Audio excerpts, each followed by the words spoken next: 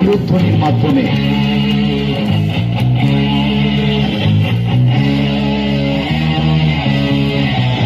করতালি এবং উলুধ্বনির মাধ্যমে আমাদের বিশ্ববীণা নাট্য ও সাংস্কৃতিক সামাজিক সংস্থার আন্তর্জাতিক এশিয়ার নাট্য উৎসব 2024-এর শুভ সূচনা হচ্ছে। বিশ্ববীণা সামাজিক ও সাংস্কৃতিক সংস্থা সিংভূমি আয়োজিত আন্তর্জাতিক এশিয়ার নাট্য উৎসব 2024-এর শুভ সূচনা।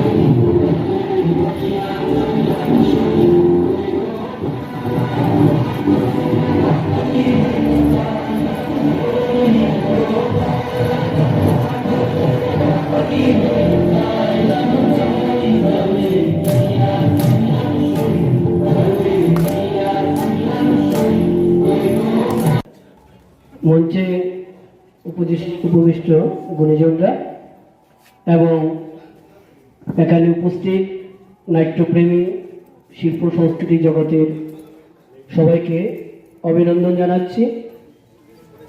আজ আমাদের কাছে একটা আনন্দের দিন। এই দিনটি প্রতি বছর আমরা অপেক্ষা করি।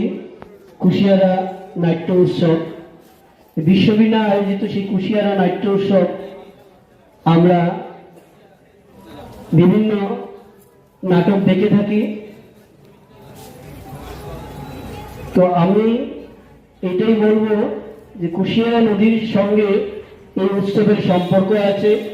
কুশিয়ারা নদীতে অনেক জল গড়াবে, নাট্য উৎসবে আনন্দ আরো বেশি উজ্জ্বল হবে।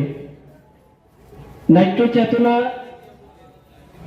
জেগে থাকুক, কারণ নাটক আমাদের জীবনের প্রতি মুহূর্তেই নাটক চলে, জীবনের প্রতি মুহূর্তে নাটক চলে। আমরা চলার পথে নাটক, সব ক্ষেত্রে আমরা নাটক হয়। এই নাটকটা হলো চেতনা জাগায়, কারণ সমাজের বিশেষ কিছু বিষয়ের উপর ভিত্তি করে এই নাটক করা হয়। নাটকের চেতনা জাগায়। বিশ্ববীণা নাট্য উৎসবের একটি ঘটনা আমি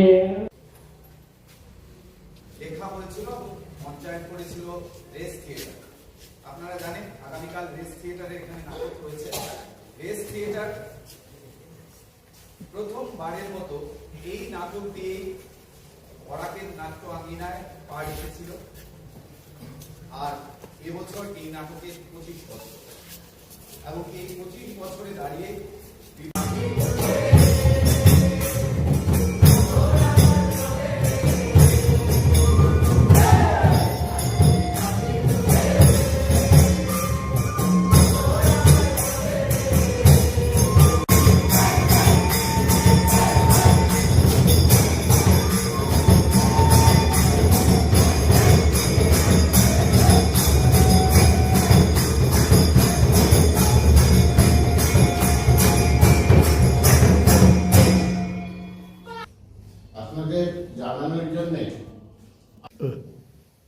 লোকসংস্কৃতি মঞ্চ শ্রীভূমি তথা করিমগঞ্জের এবার 10ম দ্বিবার্ষিক লোক উৎসব ও লোক সম্মেলন হতে চলেছে আগামী ফেব্রুয়ারি মাসের 7 এবং 8 শনি রবি স্থানীয় B Ed college, Vivekananda college of education এবং বঙ্গভবন বিপিনচন্দ্র ভার্সিটি ভবনে।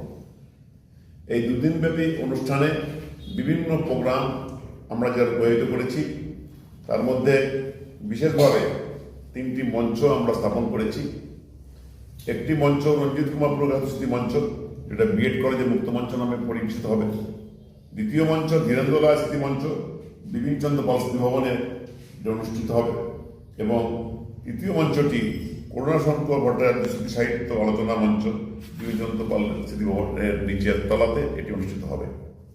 এই অনুষ্ঠানগুলোতে বিভিন্ন প্রোগ্রামের মাধ্যমে শিশুমেলা, লোকগান, লোকনৃত্য অনুষ্ঠান, স্মারণিকা উন্মোচন, প্রদর্শনী, আমন্ত্রিত শিল্পী কর্তৃক লোকসংস্কৃতি অনুষ্ঠান এবং বিভিন্নভাবে আরও নানা রকম যে লোকসঙ্গীতের, লোকনৃত্যের, লোকচারের ভিতরে যে পল্লীগঞ্জে গ্রামাঞ্চলে যে সাহিত্য বা পর্যটনা রয়েছে, সেগুলো এখানে জমা করার জন্য ব্যবস্থা করা হয়েছে।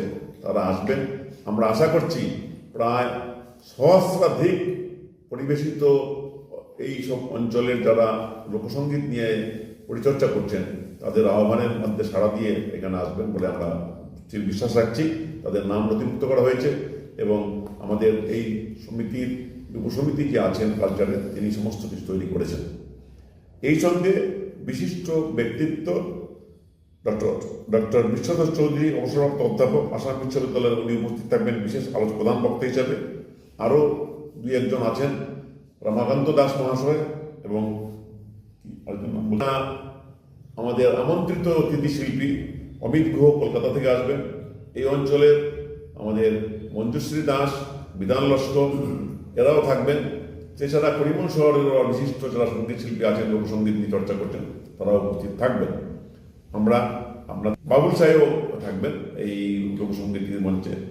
এক একদিন 7 বা 8 তারিখের মধ্যে প্রোগ্রাম করা হবে এবং আপনাদেরকে আমরা এই অনুষ্ঠানে সহযোগিতা কামনা করছি। সমস্ত মিডিয়া পার্সন, সাংবাদিকগণ আমাদেরকে আশ্বাস দিচ্ছেন যাতে আমরা সুন্দর মতো এই কাজটা করতে পারি এবং আপনাদের প্রচেষ্টা যাতে সুন্দর হয়, সহযোগিতার মাধ্যমে শেষ করবেন। এইগুলি আমার কাছে। নমস্কার।